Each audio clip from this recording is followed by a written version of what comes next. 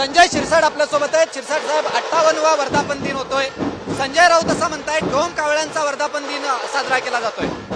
अरे संजय राऊत कोण आहे यार? त्यांनी कधी शिवसेनेच्या काय मोर्चात गेलाय का कुठं आंदोलनात गेलाय? मूर्ख माणूस आहे. या शिवसैनिकाकडे पाहून त्याला कळेल. ज्या शिवसैनिकांनी बलिदान दिलंय, ज्या शिवसैनिक घराची राखरोखोळी केली, जो शिवसेना प्रमुखाचे विचार घेऊन चाललाय, त्यांचा हा मेळावा आहे. आजच्या वर्धापन दिनात येणाऱ्या विधानसभांचं रणशिंग फुंकलं जाईल का? कारण का मंत्रिमंडळ विस्ताराच्या सुद्धा चर्चा आहेत. निश्चितच येणारे विधानसभेत जिंकण्याचा निश्चय या आजच्या या वर्धापन दिनी होणार. आजच्या वर्धापन दिनामध्ये मंत्रिमंडळ विस्ताराची घोषणा होऊ शकते मुख्यमंत्र्यांकडून? नाही, अशी कोणतीही घोषणा या याच्यात होणार नाही. ज्या पद्धतीनं ठाकरे गटाकडून टिका केली जाते की नकली शिवसेना आहे असं तुम्हाला म्हटलं जाते.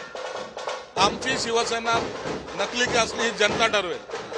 तुमची शिवसेना ही शरद पवार आणि राहुल गांधीच्या चरणी गेलेली आहे. नाशिक शिक्षक मतदारसंघाच्या बाबतीत नरहरी झिरवळ यांनी थेट महाविकास आघाडीच्या उमेदवाराला पाठिंबा जाहीर केलाय.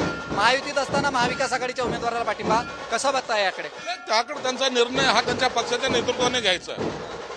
ही सर्व आता प्रक्रिया समोर आलेली आहे. काय निर्णय जो होईल तो 1-2 दिवसात होईल. त्याच्यावर छगन भुजबळ नाराजी व्यक्त करतायत. दुसरीकडे नरहरी झिरवळ थेट पाठिंबा देत आहेत. कुठेतरी कंट्रोल सुटतोय अजित पवारांचा त्यांच्या पक्षातील आमदारांवर? नाही, काही कंट्रोल सुटत नाही. भुजबळ हे काही नाराज नाही. आज आनंदाचा दिवस आहे, आम्हाला आनंदात जाऊ द्या.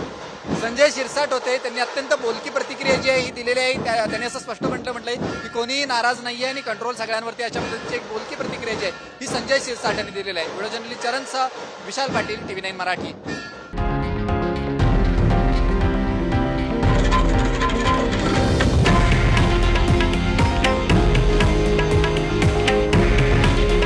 हे आहे देशातील नंबर 1 न्यूज नेटवर्क आणि आपण पाहत आहात TV9 मराठी.